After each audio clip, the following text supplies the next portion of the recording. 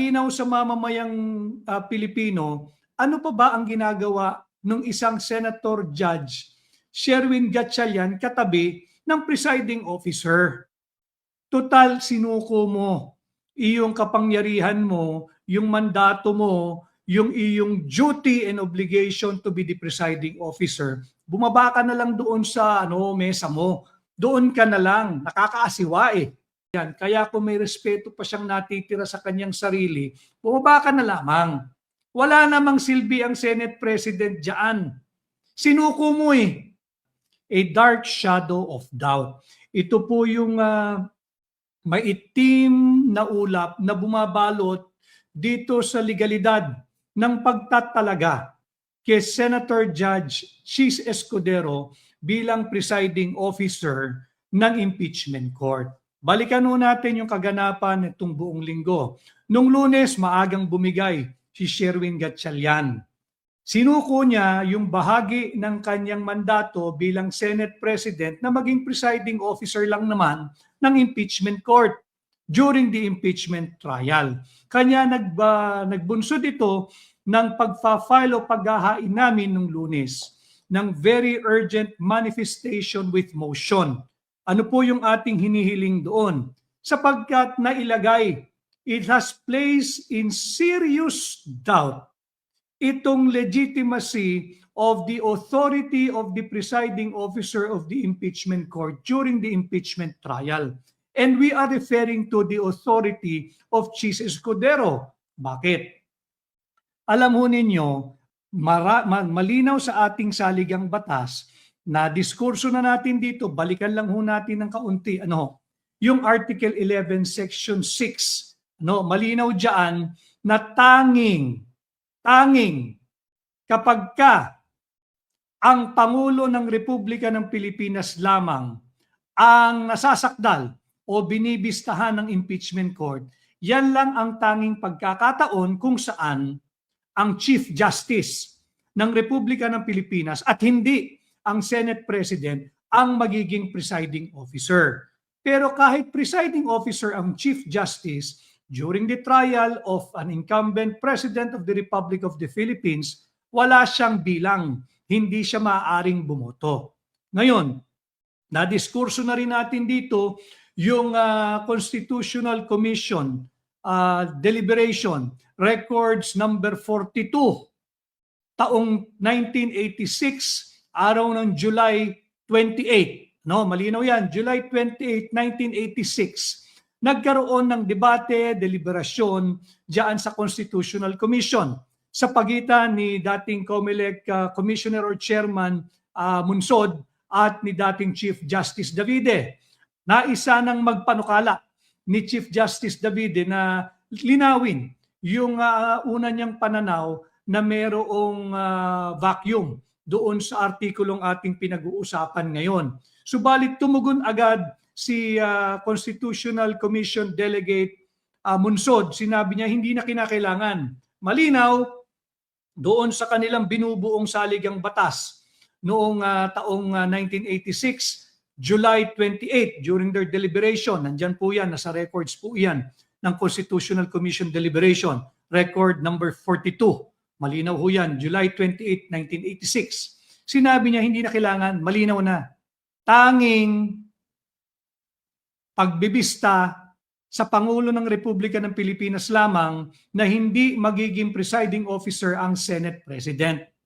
Magiging Chief Justice ang presiding officer. Nasaksihan natin yan nung panahon ni dating Pangulong Joseph Erap Estrada. So malinaw, in all other trial of any impeachable officer, it should be the Senate President who shall be the presiding officer and no other, to the exclusion of all other senator judges. Mali yung ginawang pagsuko, pag-iwas, pagtakas ni Senator Judge Sherwin Gatchalian sa kanyang katungkulan bilang presiding officer. Malinaw yan. Malinaw na malinaw yan. Hindi maunawaan, hindi lamang ako, kung hindi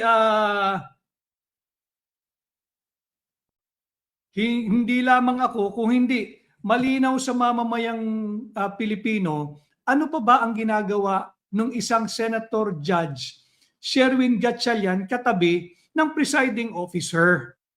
Total, sinuko mo iyong kapangyarihan mo, yung mandato mo, yung iyong duty and obligation to be the presiding officer. Bumaba ka na lang doon sa mesa mo. Doon ka na lang. Nakakaasiwa eh. Nakakaasiwa. Pero hanga ka rin naman dito kay Chis Escudero. Kumuha ng PA, Senate President pa. Yan si Chis Escudero. No? Makikita natin, walang ginagawa eh. Hindi nagsasalita, hindi pwedeng mag-rule. No? Dapat doon na lamang siya sa baba. Baka maaari pa siya makapagtanong doon, tataas siya ng kamay, i-recognize siya ng presiding officer. Subalit, hindi nga po ito constitutional. Yung ginawa niyang pagsalin ng kanyang obligasyon at kapangyarihan bilang presiding officer, ito po'y paglabag na malinaw sa ating saligang batas. Malinaw ho yan. The Constitution is our fundamental law. Pag sinabi yung fundamental law, lahat ng batas ay dapat alinsunod sa pinag-uutos ng ating saligang batas. The spring cannot rise above the source. Ang pinakamataas na batayan pagdating sa batas ay ang ating saligang batas.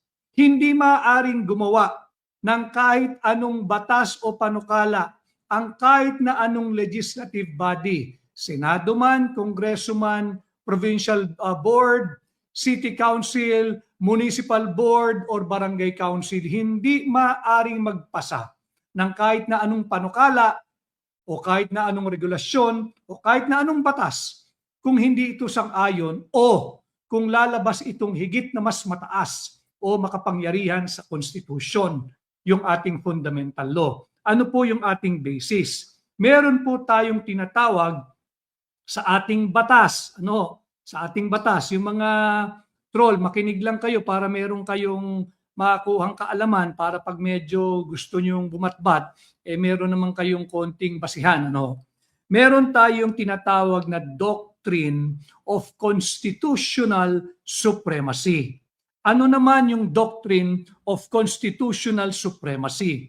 Yung Doctrine of Constitutional Supremacy, simple lamang ho yun. If there is any law that conflicts with the Constitution, kahit na anong batas o regulasyon, kahit pa ito ay pag-uutos ng impeachment court, kahit pa sui generis o sui generis ang Korte ang impeachment court, pagka ang mga pag-uutos nito bangga o salungat sa ating saligang batas, ito ay void and has no legal power. It will have no legal authority. That in essence is the doctrine of constitutional supremacy. Tanong, constitutional ba ang ginawang pagsalin ng pagiging presiding officer ng impeachment court ni Sherwin Gatchalian kay Senator Judge Chis Escudero, who is now the presiding officer? To my mind, to our mind, yung aking mga colleagues na nag-file ng very urgent manifestation with motion nung Monday, that is unconstitutional. Again, because it violated the doctrine of the constitutional supremacy. Meaning, in a nutshell, any law that conflicts with the Constitution is void and has no legal power. It has no legal authority. Mali yung pagsalin, paglabag na malinaw yan sa ating saligang batas. Ngayon, dahil nga mali yung ginawa, it was procedurally infirm. Meron ngayong a dark shadow of doubt hovering above diyan sa authority ng presiding officer of the impeachment court. Ulitin ko we are not questioning the validity of the constitution of the impeachment court. No. The constitution of the impeachment court is valid and according to the dictates of the Constitution. Walang debate doon. Ang tinatanong namin sa Korte Suprema at hinihiling namin sa Korte Suprema, pahintuin yung pagiging presiding officer ni Senator Judge Chis Escudero. Hindi ang impeachment court. Hindi ang impeachment court. Kung hindi, yung pagiging presiding officer ni Senator Chis Escudero. Bakit? Kasi nga ho, ito'y labag doon sa doctrine of constitutional supremacy. Linabag nito ang malinaw na pag-uutos ng Article 11, Section 6 of our Constitution, at kapag ka inatras pa ho ninyo, malinaw doon sa deliberation ng Constitutional Commission 28 July 1986 base sa kanilang records number 42. Malinaw doon na in all other cases, kapag ka ang dinidinig ay ang kaso ng impeachable officer except that of the President of the Republic of the Philippines, it is the Senate President and no other. No other senator, to the exclusion of all other senators. Senate President ang dapat mag-preside. Ito ay kasalanan ni Sherwin Gatchalian. This is not the fault of Senator Chis Escudero. However, meron pang magagawa si Senator Chis Escudero. Kung may delikadesa, pwede niyang i-tackle ito sa Lunes. Kahit mag-caucus silang mga senator judges, tika muna, mayroong nakabinbin na very urgent manifestation with motion diyan sa Korte Suprema, docketed as E-05546. Kini-question yung ang pagtatalaga sa akin bilang presiding officer at mayroong basihan. Yung basihan natin ay yung ating saligang batas at yung deliberation ng Constitutional Commission dated again July 28, 1986. At pag ito'y magpapatuloy, magkakaroon ng patuloy na dark shadow of doubt.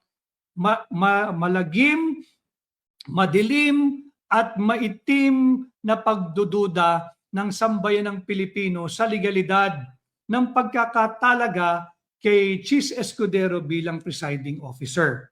Shadow of doubt. Ano bang ibig kong sabihin nun? Shadow of doubt, it blocks out clarity, it blocks out hope, it blocks out trusts. Kasi kung mali yung pagkakatalaga sa'yo, mali rin yung mga naging issuances, rulings at orders mo bilang presiding officer. Pagka nagpatuloy ito, hindi lamang ang depensa, hindi lamang ang prosecution ang nasa panganib dito. The prosecution and the defense are both at a disadvantage unless and until this issue ng illegal na pagkakatalaga sa presiding officer ay maresolba ng ating Korte Suprema. It creates a feeling of uncertainty. Nagkakaroon ng duda. Hindi lamang ang prosecution, hindi lamang ang depensa, bagkus higit pa yung mismong inuusig si Vice President Inday Sara Duterte. At ganon din tayo, taxpayers, tayong mamamayang Pilipino, magdududa tayo. O nga legal ba yung pagtatalaga kay Senador Chis Escudero? Legal ba yung pag-iwas ni Sherwin Gatchalian sa kanyang obligasyon na maging presiding officer? Tatandaan natin, lagay natin sa tamang konteksto, kasalanan ito lahat ni Senate President Sherwin Gatchalian. Sapagkat nung nagkaroon sila ng botohan, alam naman niyang duly constituted na ang impeachment court.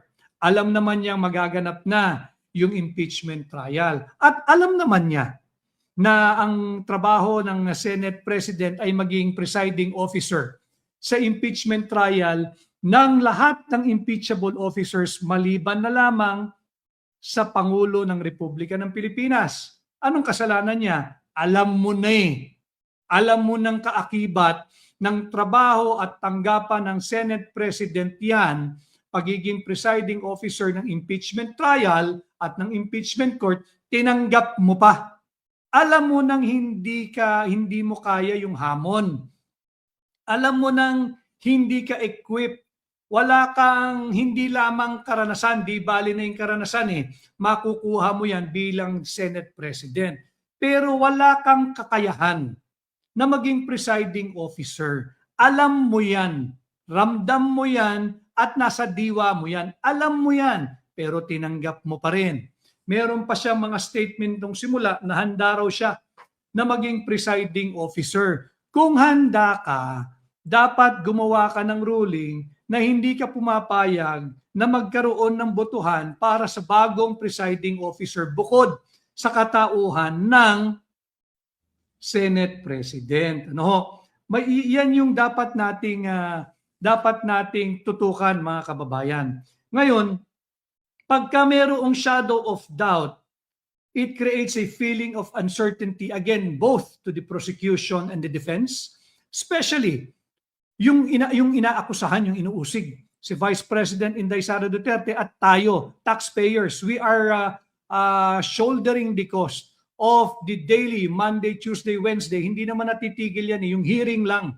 Yung trial proper lang ang nagre-recess, pero tuloy ang trabaho ng impeachment court ng Thursday, Friday, Saturday, Sunday. Tayo ang pumapasan. Tayong taxpayers ang nagbabayad niyan. Maano ba naman na bigyan tayo ng isang pagdinig na naaayon sa saligang batas? Ano ho? Sapagkat yung inuusig, bukod sa second highest official of the land, lahat po dapat dito ay naaayon sa saligang batas. Not only that the accused or the subject of the trial in the impeachment court is the second highest official of the land, siya lang naman ang kaisa-isa na halal na opisyal ng Republika ng Pilipinas na ginawaran ng mahigit sa 32 milyong boto ng mamamayang Pilipino. 32 million votes ang iginawad dito ng mamamayang Pilipino. Tapos gagawa tayo ng isang pagdinig na labag sa ating saligang batas. Yes, I am questioning yung pagtatalaga kay Senator Judge Chis Escudero. Hindi sa impeachment court. Nandyan yan, trabaho ng Senado yan eh. Pag sumampa yung articles of impeachment, wala silang pwedeng gawin. Hindi sila pwedeng umiwas. Kagaya ng pag-iwas ni Sherwin Gatchalian sa kanyang trabaho bilang presiding officer. Hindi pwedeng umiwas ang Senado na mag-constitute bilang impeachment court. Hindi kagaya ni Sherwin Gatchalian na umiwas, na tsope, na bahag, natakot, iniwasan, tumakas sa kanyang responsibilidad, hindi para sa kanyang sarili o hindi para sa mamamayang Pilipino na maging presiding officer ng impeachment court. Malinaw yan. Ngayon, hanggat hindi inaaksyonan ng Korte Suprema itong aming very urgent manifestation with motion, no? Dahil ang layunin ng aming very urgent manifestation with motion, ang layunin lamang ho nito ay to preserve the constitutional integrity of the impeachment process every step of the way. Litin ko ha, ang aming layunin sa pagsasampa o paghahain ng very urgent manifestation with motion, questioning the legality, the constitutionality, the validity ng pagtatalaga kay Senator Judge Chis Escudero bilang presiding officer at pag-iwas, pagtakas, pagtanggi ni Sherwin Gatchalian bilang presiding officer ng impeachment court. Ang aming layunin lamang dito ay to preserve the integrity of the impeachment court and of the impeachment trial and of the impeachment proceedings every step of the way, and to prevent the trial from proceeding under a presiding officer whose authority, yung kanyang kapangyarihan, yung kanyang legality and legitimacy remains under serious and unresolved constitutional challenge. We are challenging yung kanyang authority. Litin ko ha, kasalanan ito lahat ni Sherwin Gatchalian.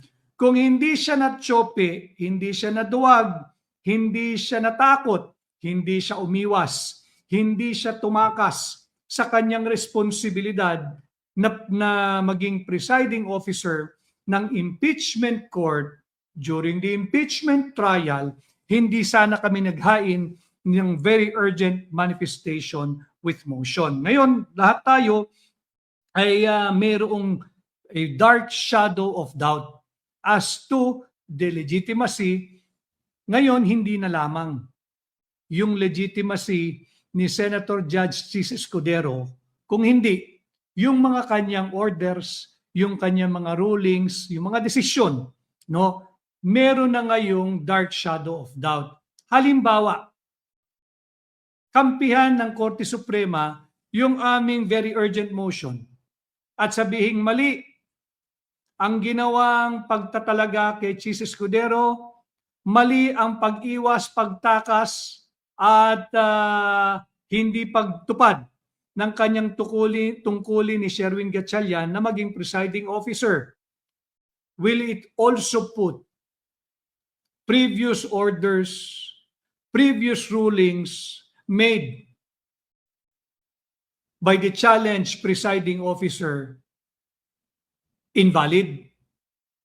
Yan ho yung far-reaching implication. Kanya minarapat na nung Lunes, nung unang araw, nagsampa na tayo ng very urgent motion, very urgent manifestation with motion. Hindi para tutulan yung ginagawang pagdinig ng impeachment court, kung hindi upang questionin at tutulan yung pagtatalaga kay Chis Escudero bilang presiding officer ng impeachment court.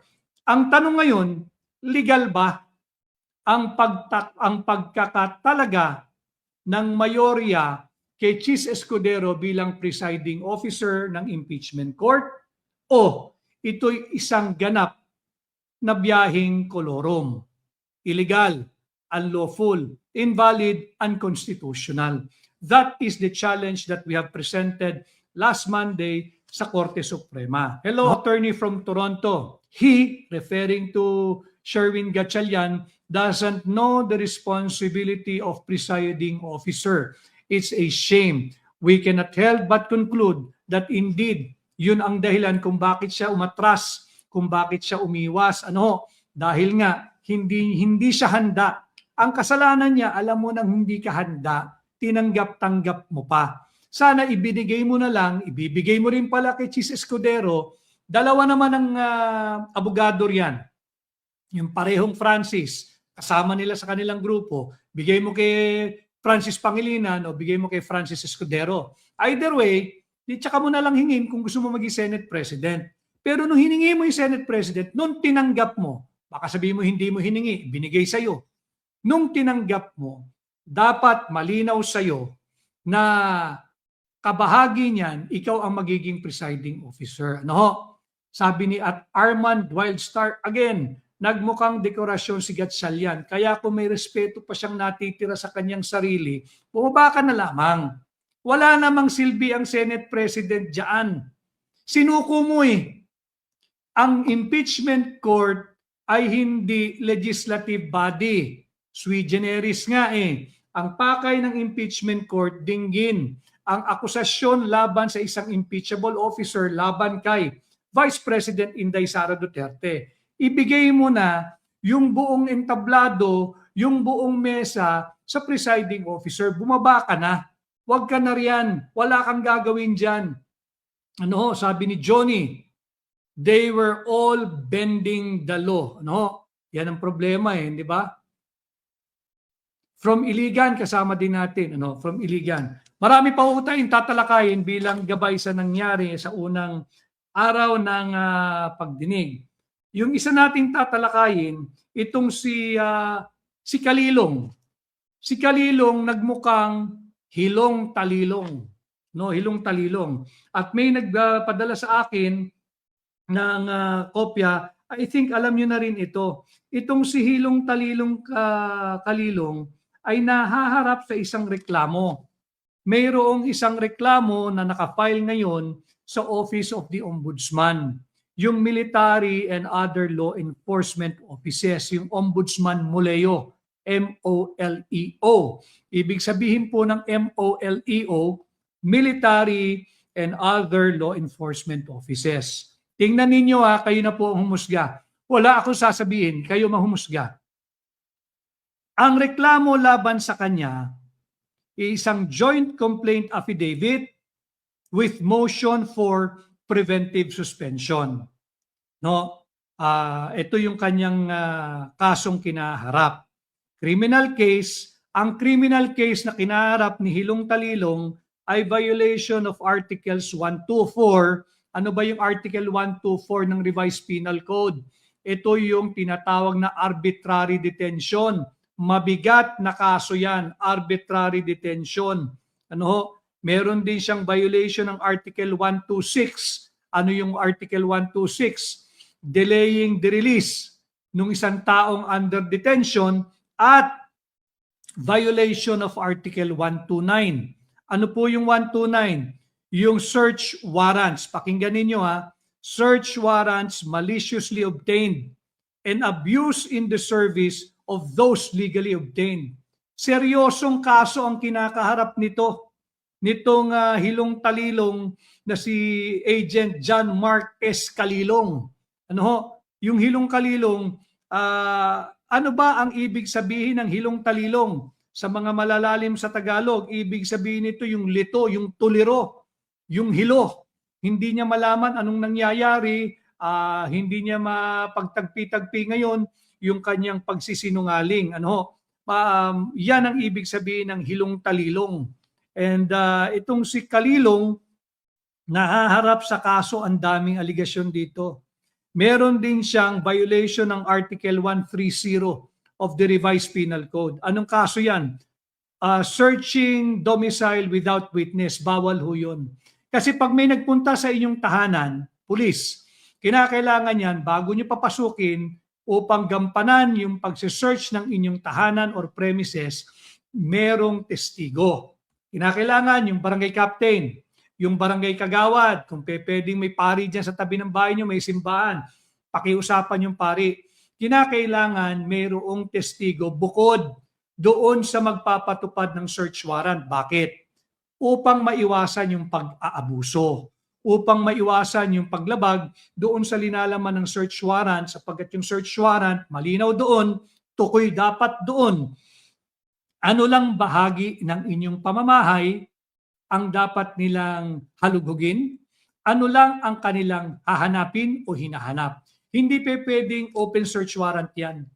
Malinaw dapat sa search warrant, tukoy dapat yung lugar sa inyong opisina, sa inyong warehouse, sa inyong pamamahay, kung saan man kayo, kung ano lang ang kanilang hahalughugin at ano ba ang kanilang hahanapin. Kaya importante na may testigo dyan. So itong si Agent John Mark S. Kalilong, yung nagpanggap na expert, ay nahaharap sa patong-patong na kaso, pati Article 171, falsification by public officer, employee, or notary, or ecclesiastic minister. Violation of Article 183, perjury. Ito mabigat. Violation of Article 294, paragraph 5, robbery, extortion, and Article 308, theft, pagnanakaw. Ito po'y lahat nasa ilalim ng ating Revised Penal Code at Section 4 of Republic Act number 7438. Para lang alam ninyo, yung pagkatao nitong nagpapanggap, nagkaroon ng 2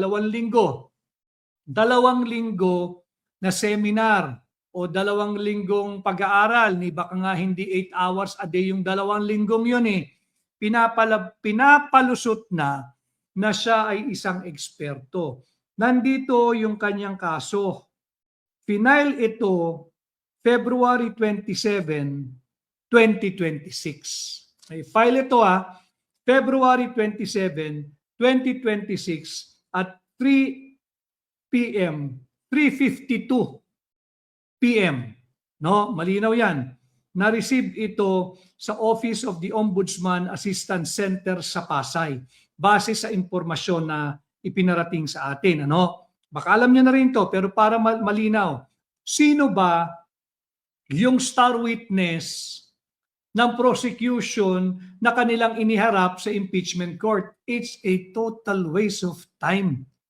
Presenting him to be an expert na hindi naman pala. Tapos, hindi binanggit dito na meron pala siyang kinaharap na kaso at meron pang hiling na ilagay siya for preventive suspension.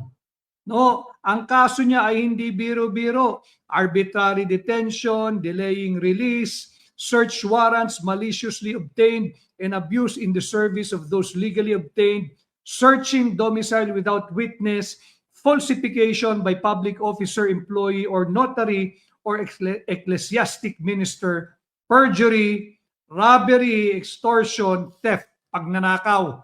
Mabigat ang kaso nito. It goes into the very character of the person presented to be an expert witness.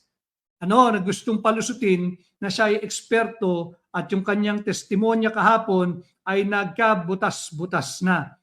Wasak ang prosecution sa sarili nilang opensa. Yan ang naganap sa unang linggo ng pagdinig dito sa huwad na impeachment case laban kay Vice President Inday Sara Duterte. Malinaw dyan. No person shall be penalized, convicted, or be held liable on the basis of the guesses, speculation, or split, guesses at speculation ng mga tao na nagpapalaganap ng mga testimonyang wala namang basihan. Yan yung nasaksihan ng sambayan ng Pilipino. Incidentally, I would just like to show you itong si dating Supreme Court Justice Noel Tiham. Ito dapat yung mga ginagawang Presidential Legal Counsel. Hindi ng kasalukuyang Pangulo, hindi ni Bongbong Marcos, ayaw niya yung mga ganito eh. Yung mga tao magsasabi sa iyo ng totoo at hindi ito employment driven. Ito yung mga dapat ibinabalik at ginagawang aktibo muli sa pamahalaan. Halimbawa, maging Pangulo si Inday Sara Duterte, ito yung mga kalidad na pwedeng gawing Presidential Legal Counsel. Pakita ko lamang ang kanyang sinabi. Kikita niyo ba? Tatama sa ilaw eh. Yan. Paki-screenshot niyo na lang. Yan po si dating si retired Justice Noel Tiham ng Korte Suprema. Ang sinabi niya, regardless of the outcome of the impeachment trial, there are no winners. Agree. Ang pinakatalunan daw dito ay ang ating bansa sapagkat ito ay paglustay ng ating kakarampot na resources at oras ng pamahalaan. Tatalakayin natin yan, bakit siya tama dyan. Sabi niya, the impeachment trial is full of fabulation, fabrication, and misallocation of resources. Malinaw yan. It is an exercise in futility that will neither contribute to our economic growth or the restoration of good governance.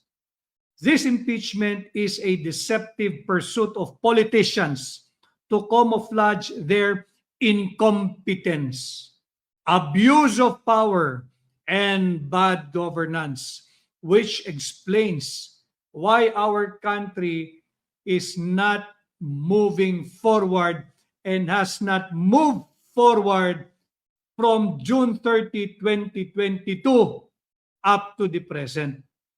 Sabi pa niya, in the final analysis, the impeachment trial of VP Duterte is a pretentious, if not a grandiose facade of nothingness. Wala itong impeachment trial na ito. Babalik tayo sa totoong issue. Yan yung kurakot at korupsyon, yan yung flood control corruption, yan yung ghost flood control projects mula Ilocos Norte hanggang Mindanao. Yung mga nakinabang dyan, yung pagnanakaw ng pondo, yung mga proyektong nauwi na ghost flood control projects.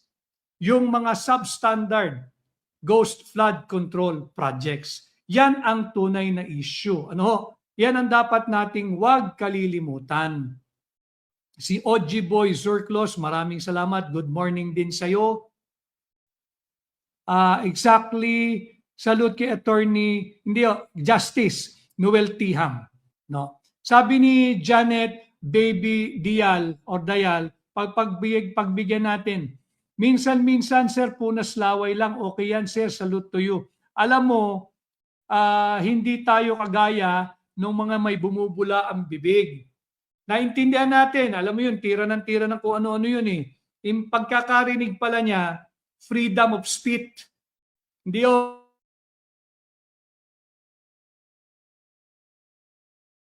speech.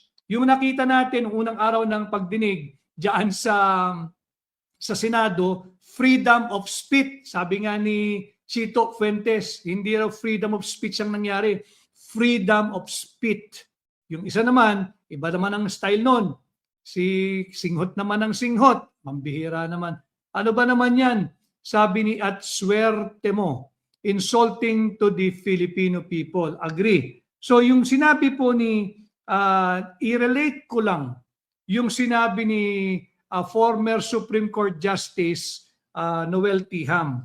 Alam mo ninyo, noong April, ang ating inflation rate 7.2. Sinabi nila bumaba nung Mayo naging 6.8 at bumaba daw ngayong June naging 6.4. Yun ang spin ng palasyo. Bumababa yung inflation. Mali po yun.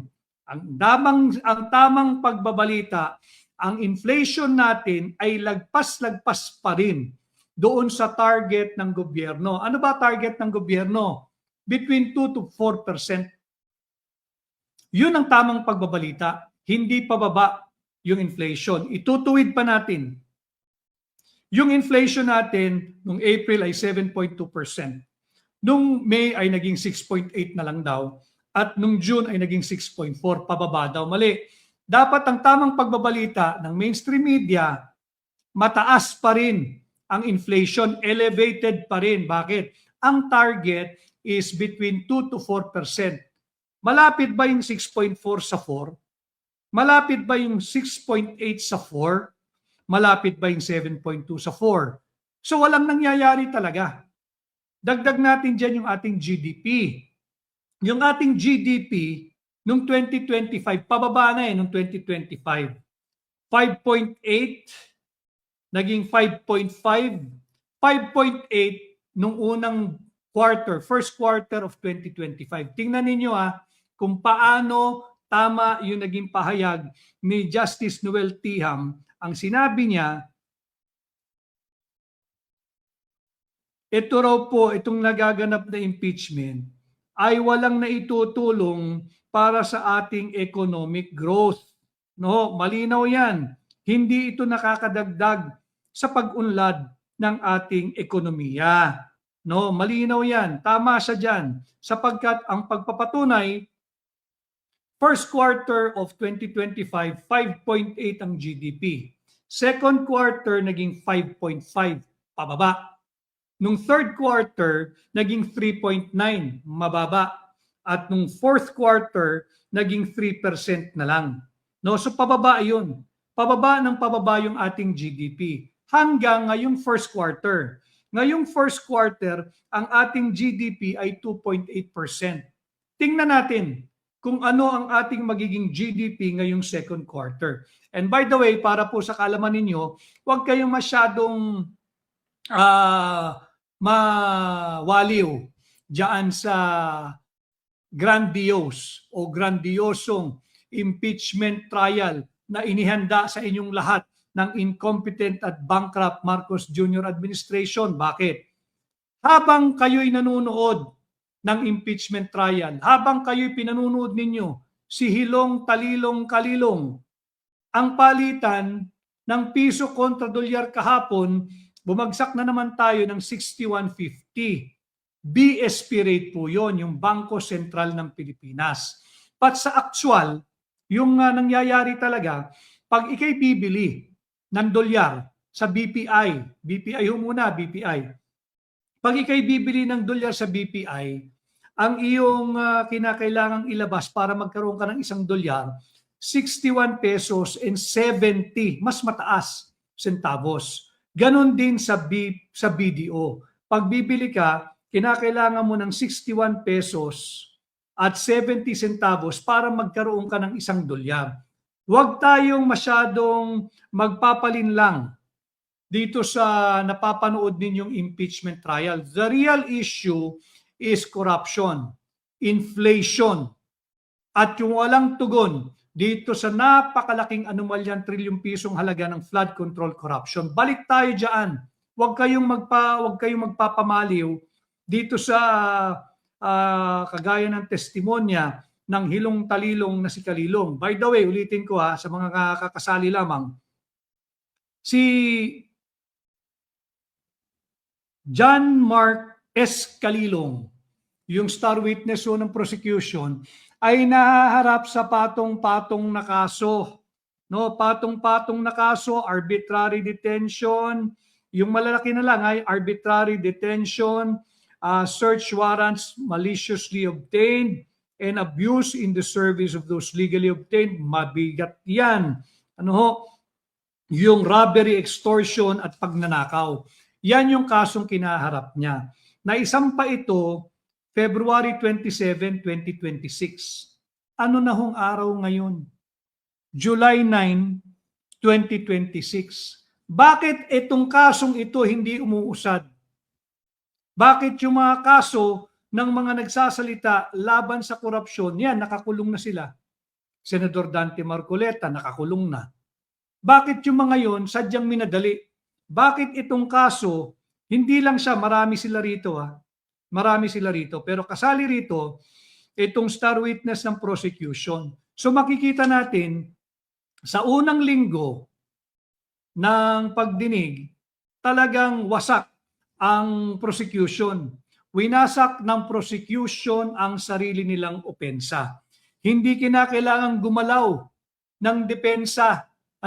Dahil meron tayong prinsipyo dito sa ating bansa na yung nag-aakusa, siyang dapat magpapatunay. Kahit walang gawin ng depensa mismong prosecution ang nagwasak ng kanilang opensa.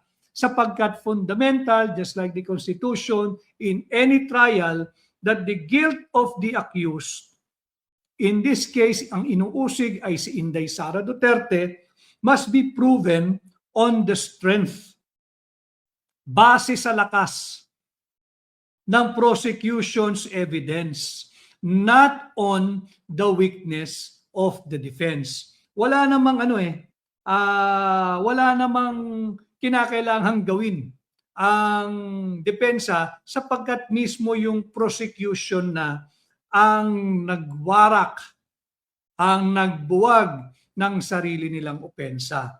Alam mo ninyo, nakita natin dito sa unang linggo ng trial, nakita natin na sa trial dapat inuuna mo yung iyong kaso o yung argumento kung saan ikaw ay napakalakas. Bakit? In this case, sa impeachment court, meron dalawang court kasi ang pinagtatalunan dito. Yung formal, yung impeachment court. You want to win into your side yung verdict or yung acquittal ng mga senator judges. But outside of the impeachment court, may mas malaking universe po dito. Hindi lang sa Pilipinas, kundi sa buong mundo. Hanggat may Pilipino. Hanggat may Pilipino. Ang bigger court is the court of public opinion. Kaya dito nakita natin, sablay yung prosecution sa unang linggo.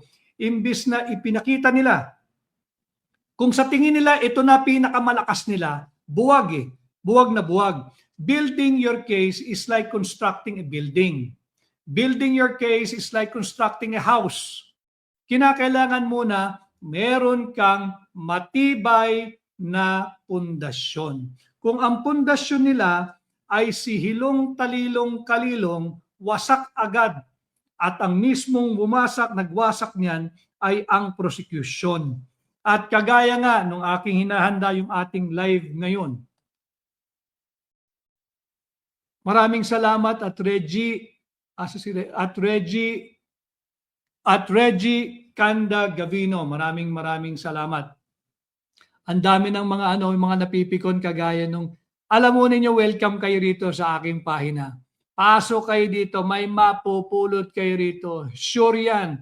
Gagagalit sila sapagkat malinaw dito sa ating pahina na i-expose kung gaano ba kadorobo itong pinagpipitagang star witness ng prosecution. Ito pala yung naakalain mo. Ito pala yung nahaharap sa kasong arbitrary detention, nahaharap sa robbery extortion, nahaharap sa theft o pagnanakaw. Ito'y nakasampa sa Office of the Ombudsman, Military and Other Law Enforcement Offices. Bantayan niyo yan. February 27, 2026 pa na isampa. Pati yung hiling na ilagay sila sa preventive suspension, hindi inaaksyonan ng Muleo. Alam kaya ito ni Ombudsman Boying Remulla sapagkat ito'y nasa Muleo. Ito dapat nating tutukan. Baka naman, ngayong alam na ng sambayan ng Pilipino na ito palang si John Mark Escalilong ay nahaharap sa seryosong kaso, baka biglang ma-dismiss ang kasong ito. Pero tatandaan natin, when he testified sa impeachment court, meron siyang kasong kinaharap. Ito'y dapat malaman ng sambayan ng Pilipino upang nang sa ganoon matansya ninyo, masukat ninyo ang pagkatao ng star witness ng prosecution. At kagaya nga nung sinabi ko, ang prosecution para sila yung kantang Kastilyong buhangin. Nagtayo sila isang mga hangal ito Nagtayo ng isang mansyon, nagtayo ng isang kastilyo na ang pundasyon ay buhangin. Hindi na kinakailangan ng tubig. Hindi na kinakailangan yung hampas ng tubig dagat. Malakas na hangin lamang na buwag ang kanilang kastilyong buhangin. Kastilyong buhangin, isang bagay na marupok. Yan ang ibig sabihin niyan, yan ang kahulugan niyan. Pansamantala, madaling maglaho o madaling gumuho. Yan ang nangyari sa unang linggo ng impeachment trial laban kay Vice President Inday Sara Duterte. At nakita natin na si Calilong is a calumny. Ano ba yung calumny? Sa English po yung calumny. Ibig sabihin yan, yung nagpapahayag ng mga maling akusasyon o mayroon siya mga misrepresentation upang saktan, upang dungisan, upang wasakin ang reputasyon, integridad at pagkatao ng isang tao. Yan ang ibig sabihin yan. Kanya maging mapagmasid tayo, yan po yung ating talakayan ngayong araw, a dark shadow of doubt, hanggat hindi nare-resolba ng Korte Suprema itong maling pagtatalaga kay Senator Judge Chis Escudero bilang presiding officer, hanggat hindi nare-resolba ng Korte Suprema yung aming inihain na very urgent manifestation with motion. Again, the purpose of the very urgent manifestation with motion is to preserve the constitutional integrity of the impeachment proceedings, to preserve the constitutional integrity of the impeachment court's orders and issuances, and to prevent the trial from proceeding under the baton of or the gavel of a presiding officer whose authority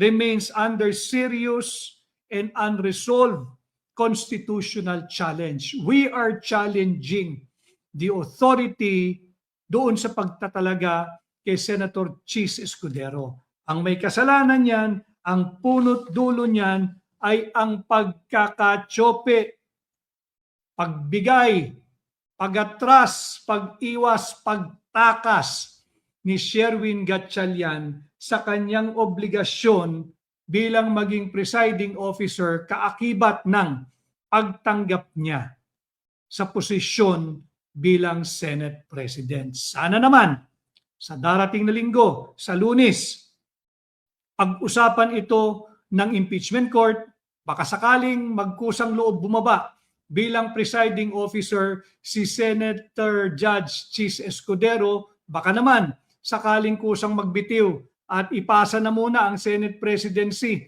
kay Chis Escudero sapagkat hindi malakaya nitong Gatchalian ang trabaho ng SP, tinanggap pa. No? So yan yung ating antabayanan. As of today, since Monday, naghain na po tayo ng very urgent manifestation with motion.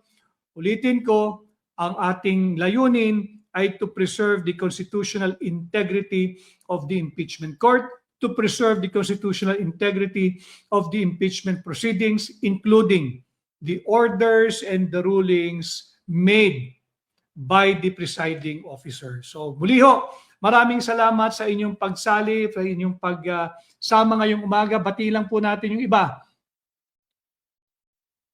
Si Relin at Relin Navarro, maraming salamat. Si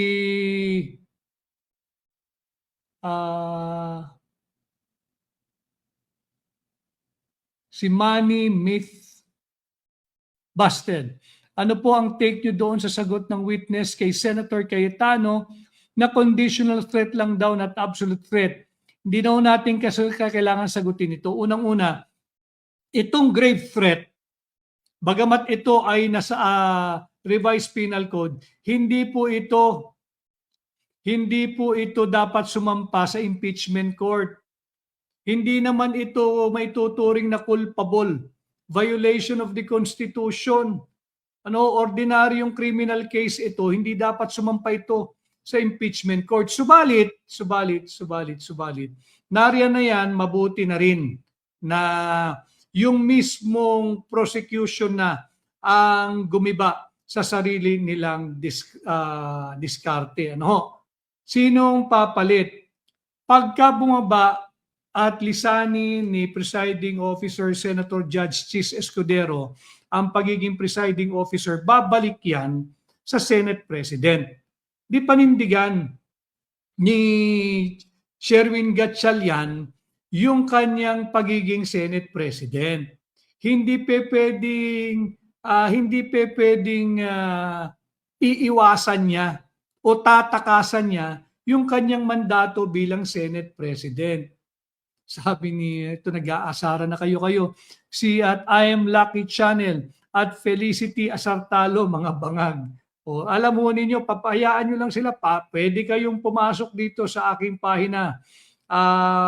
Welcome kayo, may mapupulot kayo rito. Alam ko naman you're trying to justify the little allowance that you're receiving from your handler sa pagpasok sa mga pahinang nagbibigay linaw ng mga talakayang bayan na humihiling ng additional clarity o pagkaklaro. Kaya nga yung ating pamagat, A Dark Shadow of Doubt, upang labanan itong madilim na anino na humahad lang sa magiging malinaw, yung humahad lang sa pagbibigay pag-asa sa nagaganap na impeachment trial, at higit sa lahat, tinatanggal nito yung tiwala na maaaring ibigay at ipahiram ng sambayan ng Pilipino. Bakit? Kasi nga mali yung ginawa ni Sherwin Gatchalian. Maling-mali iyon, labag yun sa ating saligang batas. Maganda na sana yung opening statement niya that as Senate President, he will ensure that the proceedings will be in accord with the Constitution. Biglang nagtawag ng eleksyon at nominasyon kung sino yung bagong presiding officer. That is against the Constitution. Hindi yan ang inuutos ng saligang batas.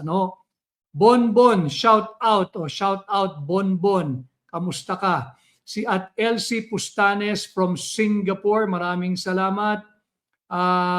At kung yan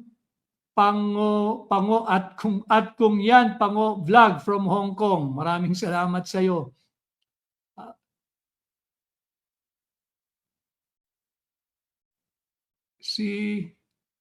at Rudy Libong. Tama yon, sayang yung pera. Na ipakita ko sa inyo yung mga statistika. No? At bukod dyan, higit na tumaas. Habang nagaganap itong impeachment, para alam ninyo, ayon sa Philippine Statistics Authority, higit tumaas sa 4.8%. 4.8% ang mga walang trabaho na Pilipino. Habang nagaganap itong impeachment trial, 4.8% ng Pilipino ang walang trabaho. Higit na tumaas. Sa bilang pa, yung 4.8% katumbas yan ng 2.5 million Filipinos na walang trabaho. So yan po yung ating naging live ngayong araw. Sana ho'y nagabayan ko kayo at maging mas mapagmasid kayo na huwag tayong padadala. Ang real issue, babalik ko sa inyo, corruption, inflation, kurakot, korupsyon, pandarambong. Yan ang totoong issue. Inaantay natin sana noon na mabuksan muli ang pagdinig ng Blue Ribbon Committee diyan sa flood control corruption, diyan sa ghost flood control projects at substandard ghost flood control projects. Subalit na unsyami, nakakulong na ngayon si Senador Dante Marcoleta na dating naging chairman ng Blue Ribbon, ibinalik bilang sub-chairman ng subcommittee at ngayon nga ay kinasuhan ng plunder kahit wala namang plunder. Ano? So ito po yung ating talakayan ngayong araw, July 9, 2026. Ngayon po 11:09 in the morning. Maraming salamat sa lahat po ng sumama. Mahigit 2,000 live viewers natin sa aking Magic Eye. Ang aking pong munting hiling, pakiusap, sana po ay mag-comment, mag-like, mag-engage po kayo, mag-share po kayo yung nasa YouTube at ganun din po yung nasa Facebook. Sana po ay mag-share kayo at mag-follow yung nasa YouTube, sa Facebook at mag-subscribe yung nasa YouTube. Ano, maraming salamat. Sabi ni ito, sabi ni Bonbon. Nag-shoutout na ako sa iyo, Bonbon, pero maraming salamat sa iyo. Kinode niya si Bob Marley. Sabi niya, sabi raw ni Bob Marley, you will never find justice in a world where criminals make the rules. Bend the lupa. Bend the lupa. Si Emilia M. Virgilio, maraming salamat sa iyong dalo sa ating live ngayon. Sabi ni Rodrigo Diapana,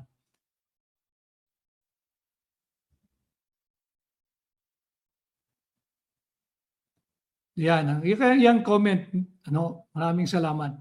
So maraming salamat. Patuloy po kayo mag-share sa muli po nating pagharap dito sa ating pahina. Again, ang ating layunin is elevate the level of information, elevate the level of knowledge, and elevate the level of public discourse by helping educate the Filipino people. Because it is only by informing you, by educating you, na maiangat natin ang antas ng pampublikong diskurso para hindi tayo mabudol ng mga masasamang loob na nandiyan sa pamahalaan.